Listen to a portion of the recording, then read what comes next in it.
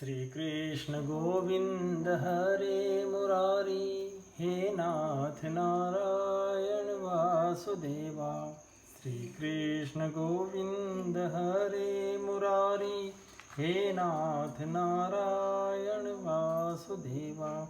हे नाथ नारायण वासुदेवा, हे नाथ नारायण वासुदेवा। श्रीमद्भागवत पुराण अष्टम स्कंद अथ पंचमो अध्याय। देवताओं का ब्रह्मा जी के पास जाना और ब्रह्माकृत भगवान की स्तुति। श्री शुक उवाच। राजन्नुदितमेतत् ते हरे कर्माघनाशनं, गजेन्द्रमोक्षणं पुण्यं रेवतं तत्त्वन्तरं शृणु। पंचमो रेवतो नाम मनुस्ताम ससोदरः, बलिविन्ध्यादयस्तस्य सुतार्जुनपूर्वकः। विभुन्द्रिय सुरागणा राजन् भूतरयादय, हिरण्यरोमा वेदशिरा ऊर्ध्वभाव्यदयो द्विजः। पत्नी विकुण्ठा शुभ्रस्य वैकुण्ठे सुरसप्तमे, तयो स्वकलया यज्ञे वैकुण्ठो भगवान् स्वयं। वैकुण्ठः कल्पितो येन लोको लोकनमस्कृतः, रम्या प्रार्थमानेन देव्या तत्प्रियकाम्यया। श्री सुखदेव जी कहते हैं, परीक्षित, भगवान की यह गजेंद्र मोक्ष की पवित्र लीला समस्त पापों का नाश करने वाली है। इसे मैंने तुम्हें सुना दिया। अब रैवत मनवंतर की कथा सुनो। पांचवें मनु का नाम था रैवत। वे चौथे मनु तामस के सगे भाई थे। उनके अर्जुन, बलि, विंध्य आदि कई पुत्र थे। उस मनवंतर में इंद्र का नाम था विभु और भूत्रय आदि देवताओं के प्रधान गण थे। परीक्षित, उस समय हिरण्यरोमा, वेदशिरा, ऊर्ध्वबाहु आदि सप्तर्षि थे। उनमें शुभ्र ऋषि की पत्नी का नाम था विकुंठा। उन्हीं के गर्भ से वैकुंठ नामक श्रेष्ठ देवताओं के साथ अपने अंश से स्वयं भगवान ने वैकुंठ नामक अवतार धारण किया। उन्हीं ने लक्ष्मी देवी की प्रार्थना से उनको प्रसन्न करने के लिए वैकुंठ धाम की रचना की थी। वह लोक समस्त लोकों में श्रेष्ठ है। तस्यानुभाव कथितो गुणाश्च परमोदया, भौमानरेण्युंस विममे यो वैष्णो वर्णयेद गुणान्। षष्ठश्च चक्षुषः पुत्रश्चाक्षुषो नाम वै मनुः, पुरपुरुष सुधुम्न प्रमुखाश्चाक्षुषात्मजः। इन्द्रो मन्त्रदुमस्तत्र देवाप्यादयो गणः, मुनयस्तत्र वैराजन् विष्मद्वीरकादयः। तत्रापि देव सम्भूत्यां वैराजया भवतः सुतः, अजितो नाम भगवानं शेन जगतः पतिः। पयोधीयेन निर्मथ्य सुराणां साधिता सुधा, भ्रममाणोऽम्भसीधृत कूर्मरूपेण मंदरः। उन वैकुंठ नाथ के कल्याणमय गुण और प्रभाव का वर्णन मैं संक्षेप में तीसरे स्कंद में कर चुका हूँ। भगवान विष्णु के समस्त गुणों का वर्णन तो वह करे जिसने पृथ्वी के परमाणुओं की गिनती कर ली हो। छठे मनु चक्षु के पुत्र चाक्षुष थे। उनके पुरुष सुब्धुम्न आदि कई पुत्र थे। इंद्र का नाम था मंत्रद्रुम और प्रधान देवगण थे आप्य आदि। तो उस मनवंतर में हविष्यमान और वीरक आदि सप्तर्षि थे। जगतपति भगवान ने उस समय भी वैराज की पत्नी संभूति के गर्भ से अजित नाम का अंशावतार ग्रहण किया था। उन्होंने ही समुद्र मंथन करके देवताओं को अमृत पिलाया था तथा वे ही कच्छप रूप धारण करके मंदराचल की मथानी के आधार बने थे। राजोवाच। यथा भगवता ब्रह्मन्मथितः क्षीरसागरः, यदर्थं वा यतश्चाद्रिं दधाराम्बूचरात्मना, यथामृतं सुरे प्राप्तं किञ्चान्यद् भवतत्ततः। एतत् भगवतः कर्म वदस्व परमाद्भुतं, त्वया संकथ्यमानेन महिम्ना सात्वतां पतेः। नातितृप्यति मे चित्तं सुचिरं तापतापितम्। राजा परीक्षित ने पूछा, भगवान, भगवान ने क्षीर सागर का मंथन कैसे किया? उन्होंने कच्छप रूप धारण करके किस कारण और किस उद्देश्य से मंदराचल को अपनी पीठ पर धारण किया? देवताओं को उस समय अमृत कैसे मिला? और भी कौन कौन सी वस्तुएं समुद्र से निकली? भगवान की यह लीला बड़ी ही अद्भुत है। आप कृपा करके अवश्य सुनाइए। आप भगवत वत्सल भगवान की महिमा का जो जो वर्णन करते हैं, त्यों ही त्यों मेरा हृदय उसको और भी सुनने के लिए उत्सुक होता जा रहा है। अघाने का तो नाम ही नहीं लेता। क्यों न हो, बहुत दिनों से यह संसार की ज्वालाओं से जलता जो रहा है। सूत उवाच संप्रष्टो भगवान एवं द्वेपायन सुतो द्विजः अभिनंद्य हरेर्वीर्यमभ्याचष्टुम प्रचक्रमे। सूत जी ने कहा, शौनकादि ऋषियों, भगवान श्री सुखदेव जी के ने राजा परीक्षित के इस प्रश्न का अभिनंदन करते हुए भगवान की समुद्र मंथन लीला का वर्णन आरंभ किया। श्री शुकवाच यदा युद्धे सुरेर्देवा बाध्यमाना शितायुधे गता सवो निपतिता नोत्तिष्ठे न स्म भूयशः। श्री सुखदेव जी कहते हैं, परीक्षित, जिस समय की यह बात है उस समय असुरों ने अपने तीखे शस्त्रों से देवताओं को पराजित कर दिया था। उस युद्ध में बहुतों के तो प्राणों पर ही बनाई, वे रणभूमि में गिरकर फिर न उठ सके।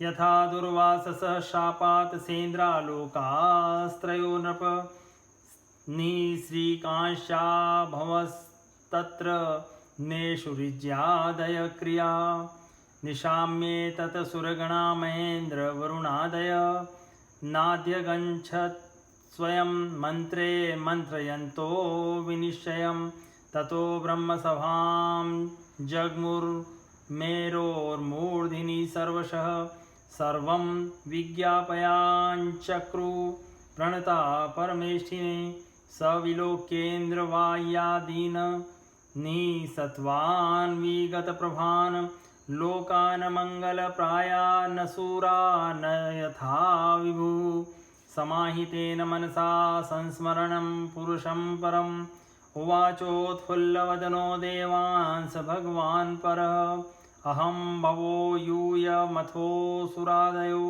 मनुष्यतीर्यद्रुमं घर्मजायतयः यस्यावतारांश कला विसर्जिता व्रजां सर्वे शरणं तमव्ययं न यस्य वध्यो न च रक्षणीयो नोपेक्षणीयादरणीयपक्षः अथापि सर्गस्थितिं संयमार्थं धत्ते रजसत्वमांसि काले अयं च तस्य स्थितिपालनक्षणः सत्वं जुषानस्य भवाय देहिनां तस्माद् व्रजाम शरणं जगद्गुरुं स्वानासनोधास्यतीशं सुरप्रियः। दुर्वासा के साप से यहाँ एक उल्लेख आता है। यह प्रसंग विष्णु पुराण में इस प्रकार आया है। एक बार श्री दुर्वासा जी वैकुंठ लोक से आ रहे थे। मार्ग में ऐरावत पर चढ़े देवराज इंद्र मिले।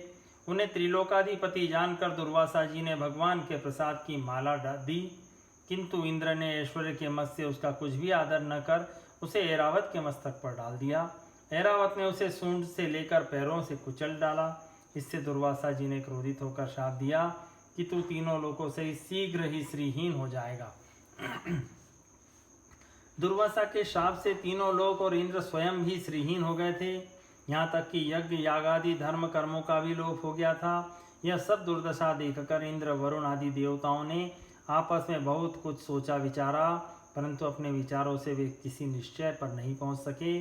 तब वे सब के सब सुमेरु के शिखर पर स्थित ब्रह्मा जी की सभा में गए और वहाँ उन लोगों ने बड़ी नम्रता से ब्रह्मा जी की सेवा में अपनी परिस्थिति का विस्तृत विवरण उपस्थित किया। ब्रह्मा जी ने स्वयं देखा कि इंद्र वायु आदि देवता श्रीहीन एवं शक्तिहीन हो गए हैं।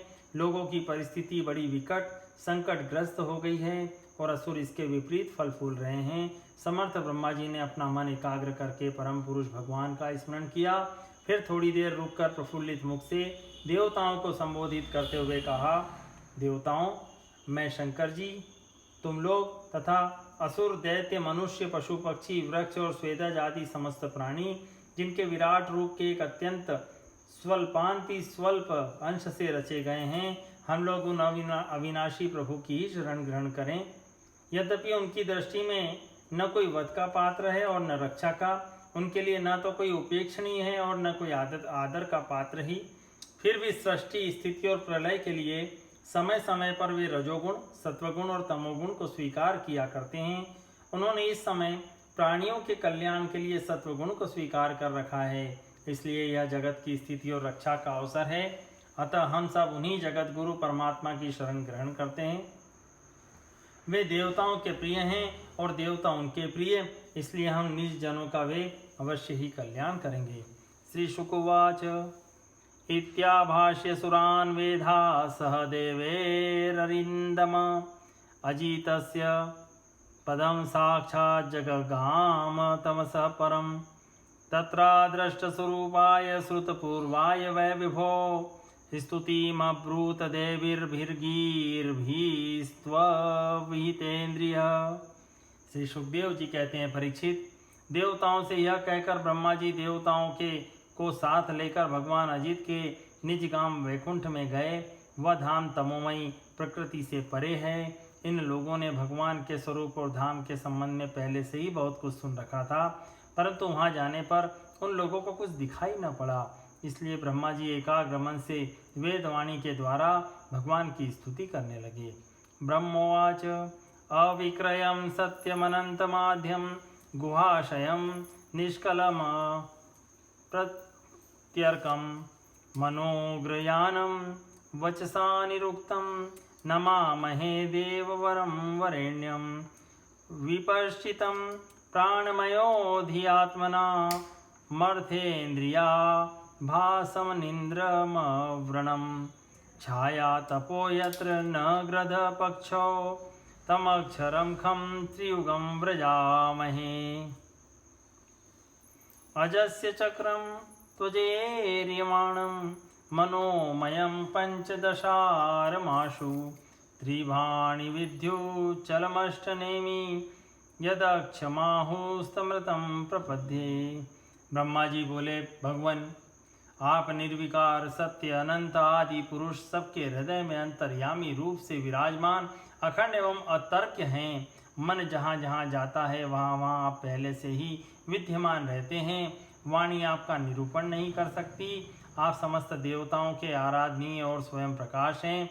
हम सब आपके चरणों में नमस्कार करते हैं। आप प्राण, मन, बुद्धि और अहंकार के ज्ञाता हैं। इंद्रियां और उनके विषय दोनों ही आपके द्वारा प्रकाशित होते हैं। अज्ञान आपका स्पर्श नहीं कर सकता। प्रकृति के विकार, मरने जीने वाले शरीर से भी आप रहित हैं। जीव के दोनों पक्ष अविद्या और विद्या आप में बिल्कुल ही नहीं हैं। आप अविनाशी और सुख स्वरूप हैं। सत्ययुग, त्रेता और द्वापर में तो आप प्रकट रूप से ही विराजमान रहते हैं। हम सब आपकी शरण ग्रहण करते हैं। यह शरीर जीव का एक मनोमय चक्र रथ का पहिया है। 10 इंद्रिय और 5 प्राण, ये 15 इसके अरे हैं। सत्व, रज और तम, ये 3 गुण इसकी नाभि है। पृथ्वी, जल, तेज, वायु, आकाश, मन, बुद्धि और अहंकार, ये 8 इसमें नेमी पहिए का घेरा है। माया स्वयं इसका संचालन करती है और यह बिजली से भी अधिक शीघ्रगामी है। इस चक्र के धुरे हैं स्वयं परमात्मा, वही एकमात्र सत्य हैं। हम उनकी शरण में हैं। य एक वर्णम तमसः परम तलोक व्यक्तमनंत पारम आसांचकारोपसुपर्णमेन मुपासते योगरथेन धीरा न यस्य कस्यातितीर्तर्तिमायां यया जनो मुह्यति वेदनार्थं तं निर्जितात्मात्मगुणं परेशं नमाम भूतेषु समं चरन्तम् इमे वयं यत्प्रियैव तन्वा सत्त्वेन सृष्टा बहिरन्तराविः गतिं न सूक्ष्मां ऋषयश्च विद्महे कुतो सुराध्यायितर प्रधाना पादो मह्यं स्वकृतेव यस्य चतुर्विधो यत्र हि भूतसर्गः स वै महापुरुष आत्मतंत्र प्रसीदतां ब्रह्म महाविभूति। अभ्यस्तु यत्रेतोदारवीर्य सिद्ध्यन्ति अजीवन्त्युत वर्धमानः लोकाश्रयोथा किल लोकपाला प्रसीदतां ब्रह्म महाविभूतिः सोमं मनो यस्य समामनन्ति दिवोकसामे बलमन्द आयुः ईशो नगानां प्रजानां प्रसीदतां न स महाविभूति। जो एकमात्र ज्ञान स्वरूप प्रकृति से परे एवं अदृश्य है, जो समस्त वस्तुओं के मूल में स्थित अव्यक्त हैं, जो देश काल अथवा वस्तु से जिनका पार नहीं पाया जा सकता, वही प्रभु इस जीव के हृदय में अंतर्यामी रूप से विराजमान रहते हैं। विचारशील मनुष्य भक्ति योग के द्वारा उन्हीं की आराधना करते हैं। जिस माया से मोहित होकर जीव अपने वास्तविक लक्ष्य अथवा स्वरूप को भूल गया है, वह उन्हीं की है और कोई भी उसका पार नहीं पा सकता। परंतु सर्वशक्तिमान प्रभु अपनी उस माया तथा उसके गुणों को अपने वश में करके समस्त प्राणियों के हृदय में पुरुषार्थ से नहीं, उनकी कृपा से ही उन्हें प्राप्त कर सकता है। हम उनके चरणों में नमस्कार करते हैं। यों तो हम देवता एवं ऋषिगण भी उनके परम प्रिय सत्वमय शरीर से ही उत्पन्न हुए हैं, फिर भी उनके बाहर भीतर एक रस प्रकट वास्तविक स्वरूप को नहीं जानते। तब रजोगुण एवं तमोगुण प्रधान असुर आदि तो उन्हें जान ही कैसे सकते हैं। उन्हीं प्रभु के चरणों में हम नमस्कार करते हैं। उन्हीं की बनाई हुई यह पृथ्वी उनका चरण है। इसी पृथ्वी पर जरायुज, अंडज, स्वेदज और उद्भिज ये 4 प्रकार के प्राणी रहते हैं। वे परम स्वतंत्र, परम ऐश्वर्यशाली, पुरुषोत्तम पर ब्रह्म हम पर प्रसन्न हो। यह परम शक्तिशाली जल उन्हीं का वीर्य है। इसी से तीनों लोक और समस्त लोकों के लोकपाल उत्पन्न होते, बढ़ते और जीवित रहते हैं। वे परम ऐश्वर्यशाली पर ब्रह्म हम पर प्रसन्न हो। श्रुतियाँ कहती है कि चंद्रमा उस प्रभु का मन है। यह चंद्रमा समस्त देवताओं का अन्न, बल एवं आयु है। वही वृक्षों का सम्राट एवं प्रजा की वृद्धि करने वाला है। ऐसे मन को स्वीकार करने वाले परम ऐश्वर्यशाली प्रभु हम पर प्रसन्न हो।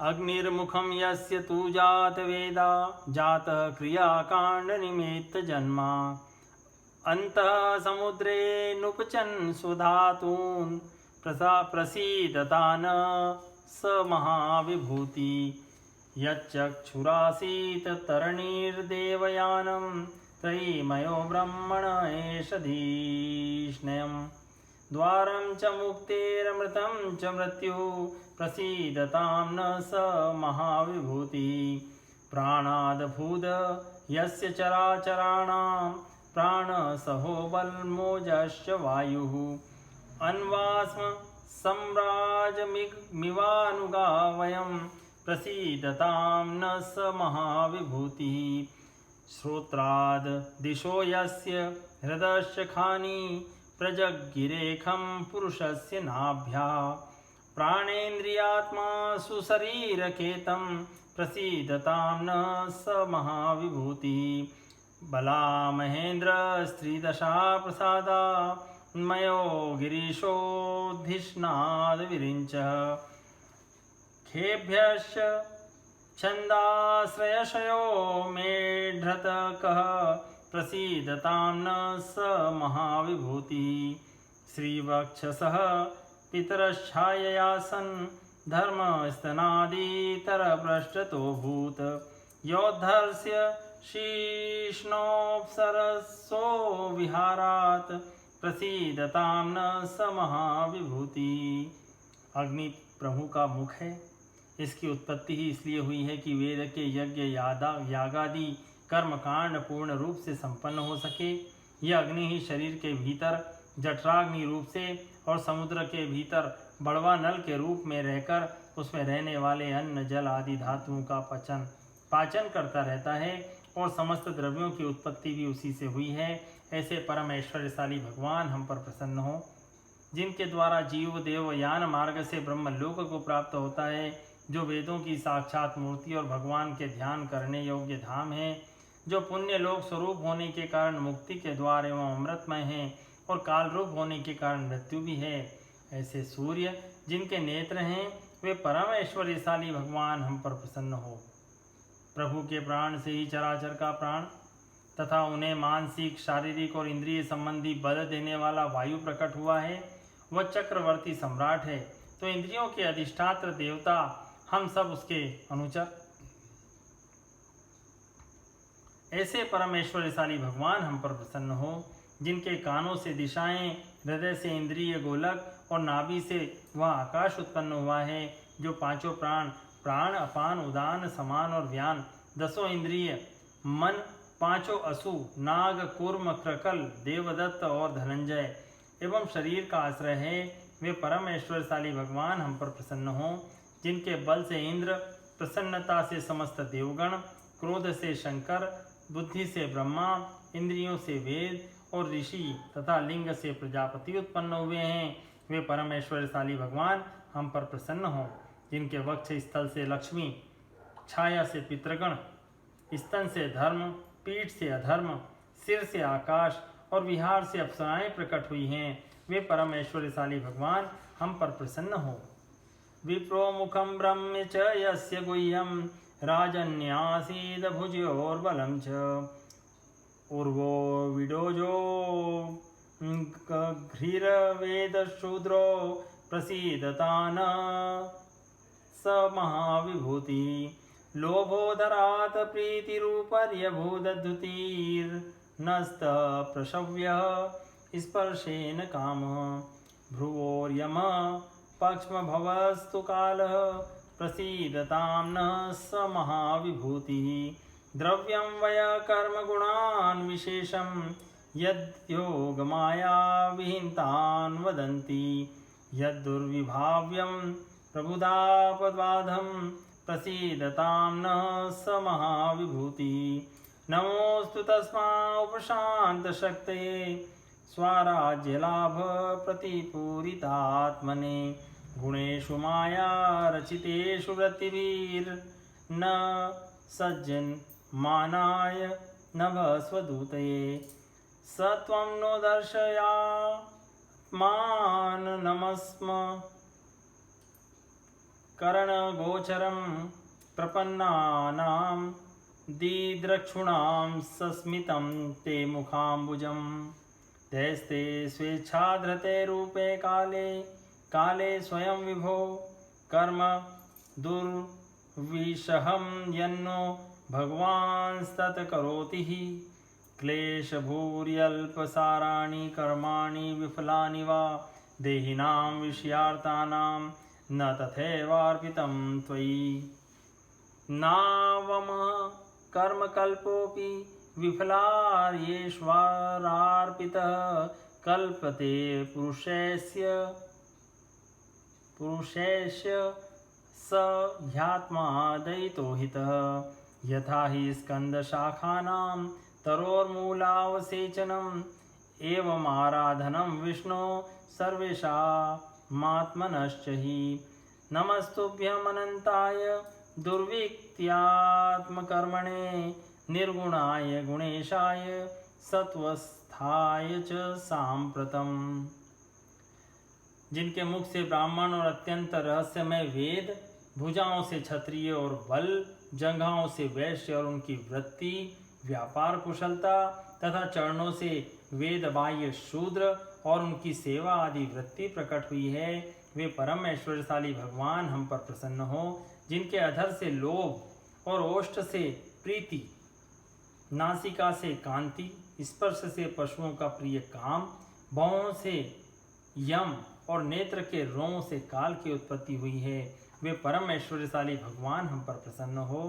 पंचभूत, काल, कर्म, सत्वादि गुण और जो कुछ विवेकी पुरुषों के द्वारा बाधित किए जाने योग्य निर्वचनीय या अनिर्वचनीय विशेष पदार्थ हैं, वे सब के सब भगवान की योग माया से ही बने हैं, ऐसा शास्त्र कहते हैं। वे परम ऐश्वर्यशाली भगवान हम पर प्रसन्न हों, जो माया निर्मित गुणों में दर्शनादि वृत्तियों के द्वारा आसक्त नहीं होते, जो वायु के समान सदा सर्वदा असंग रहते हैं, जिनमें समस्त शक्तियां शांत हो गई हैं, उन अपने आत्मानंद के लाभ से परिपूर्ण आत्मस्वरूप भगवान को हमारे नमस्कार है। प्रभु, हम आपके शरणागत हैं और चाहते हैं कि मंद मंद मुस्कान से युक्त आपका मुखमंडल इन्हीं नेत्रों से देखें। आप कृपा करके हमें उसका दर्शन कराइए। प्रभु आप समय समय पर स्वयं ही अपनी इच्छा से अनेकों रूप धारण करते हैं और जो काम हमारे लिए अत्यंत कठिन होता है उसे आप सहज में ही कर देते हैं। आप सर्वशक्तिमान हैं, आपके लिए इनमें कौन सी कठिनाई है। विषयों के लोभ में पड़कर जो देहाभिमानी दुख भोग रहे हैं उन्हें कर्म करने में परिश्रम और क्लेश तो बहुत अधिक होता है, परंतु फल बहुत कम निकलता है। अधिकांश में तो उनके विफलता ही हाथ लगती है, परंतु जो कर्म आपको समर्पित किए जाते हैं उनके करने के समय ही परम सुख मिलता है, वे स्वयं फल रूप है। भगवान को समर्पित किया हुआ छोटे से छोटा कर्माभास भी कभी विफल नहीं होता, क्योंकि भगवान जीव के परम हितैषी, परम प्रियतम और आत्मा ही हैं। जैसे वृक्ष की जड़ को पानी से सींचना उसकी बड़ी बड़ी शाखा और छोटी छोटी डालियों को भी सींचना है, वैसे ही सर्वात्मा भगवान की आराधना संपूर्ण प्राणियों की और अपनी भी आराधना है, जो तीनों काल और उससे भी परे भी एक रस स्थित है, जिसकी लीलाओं का रहस्य तर्क वितर्क से परे है, जो स्वयं गुणों से परे रहकर भी सब गुणों के स्वामी हैं तथा इस समय सत्व गुण में स्थित है। ऐसे आपको हम बारंबार नमस्कार करते हैं। इति श्रीमद्भागवते महापुराणे पारमहंस्यां संहितायां अष्टम स्कंधे अमृतमथने पंचमोऽध्याय संपूर्णम्।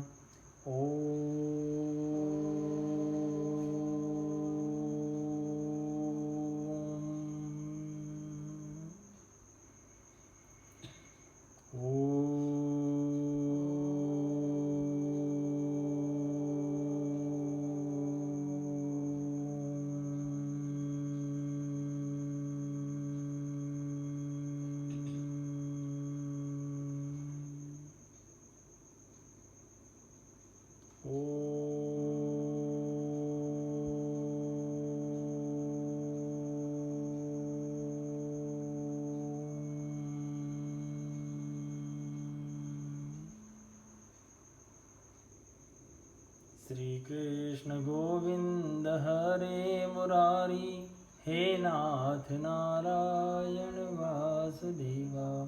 श्री कृष्ण गोविंद हरे मुरारी, हे नाथ नारायण वासुदेवा। हे नाथ नारायण